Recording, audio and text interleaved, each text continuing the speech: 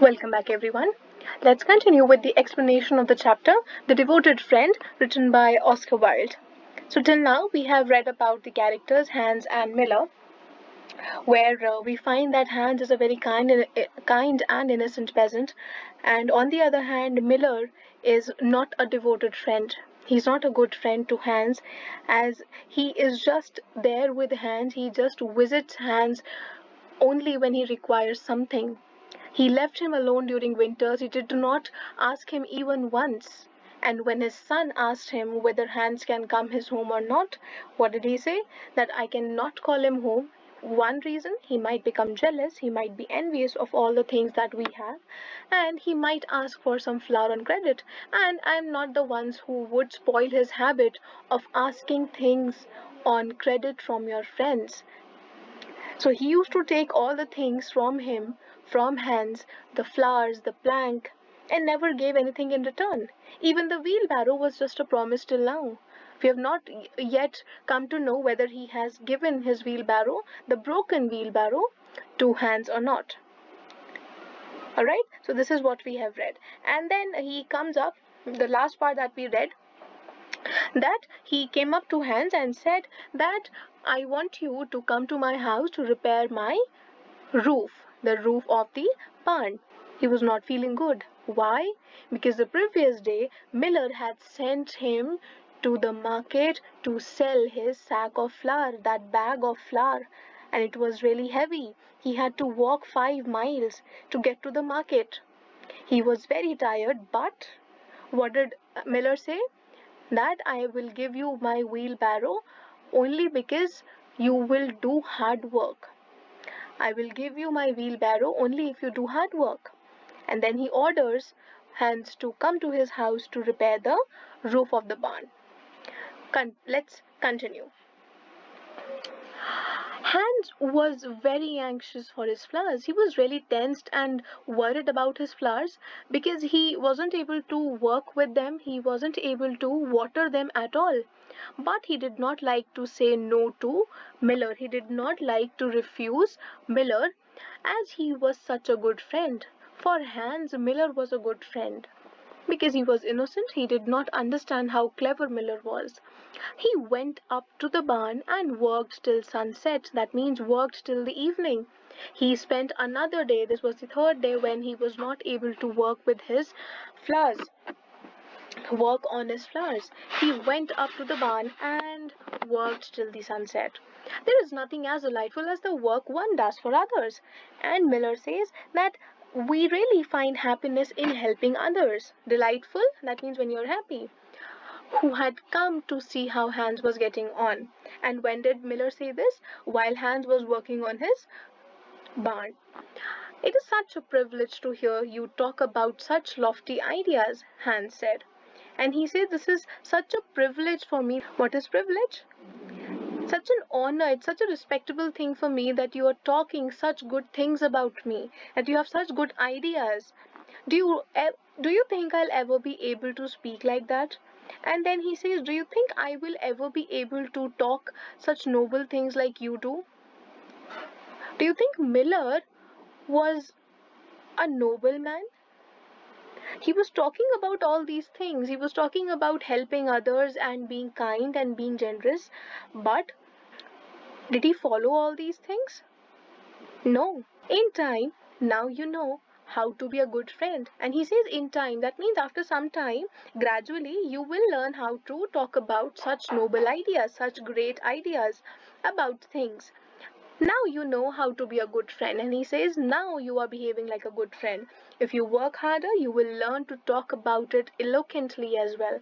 And he says, if you keep on working harder, then you will learn about it eloquently. That means expressively. You'll be able to express your ideas, you'll be able to express your feelings very clearly.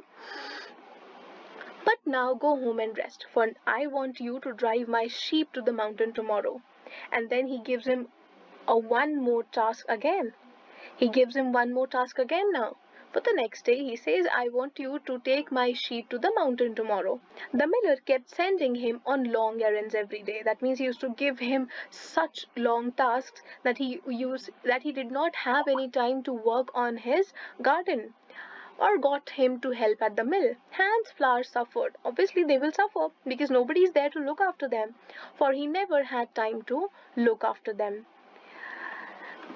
One evening, Hans was sitting by his fireside. It was a stormy night and the wind was roaring around the house. Roaring is the sound. Okay, it's a sound word, onomatopoeia. It's a sound word, figure of speech is onomatopoeia. So one evening when Hans was sitting by his fireside, it was a stormy night, it was a windy night. There was a loud rap at his door. There was a loud knock at his door. It was the miller. As you can see in the picture, Hans is standing in his night suit, and he is standing with his lantern, with a lantern in one hand. Dear Hans, cried the miller, my little boy has hurt himself, and I have to get the doctor. He says that my son is not well and I need to get the doctor. But he lives so far away. It would be much better if you went instead. And he says that I would really like you to go instead because it is very far off. I'm going to give you my wheelbarrow. You should do something for me in return. Now, just for this promise of wheelbarrow, he is asking all those things in return. Just for one promise that he will give the wheelbarrow, he is taking his advantage. He is giving him one task after the other. I'm glad you came to me. Now Hans was very happy that Miller, who's such a good friend, has come to him for help. I will start off at once. That means I will quickly leave. Start off at once. That means I will quickly start that. Do lend me your lantern. It's very dark and I might fall into the ditch. And he says that, can you please give me your lantern because it's very dark outside and I might fall into the ditch. Ditch is a pit. Okay? So ditch is a narrow channel which is dug in the ground. Okay? So it's a pit, a gadda. But it is my new lantern. I don't want anything to happen to it. Now, here Miller is acting so selfishly. He is sending Hans for his own work, for calling the doctor. But is he being generous here? Not at all. Well, I can do without it too. Hans did not complain at all. He says, but never mind, if you don't want to, if you are so worried about it, then I can do without it. That means I will go without the lantern. That means he is ready to suffer in the dark. He is ready to go out in the windy night. He took down his great fur coat. That means he wore his great fur coat. He tied a muffler around his neck and started off. That means he went outside. But he could hardly see anything. Obviously, it was a dark night. He was not able to see anything and could scarcely stand against a strong wind. He was getting really weak against a strong wind.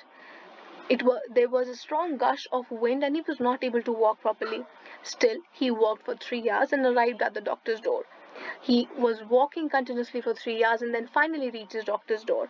Who is it? Cried the doctor.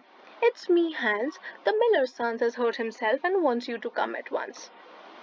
And he finally reaches the doctor's door and he says that Miller's son has hurt himself and wants you to come at once. He really wants you to come quickly.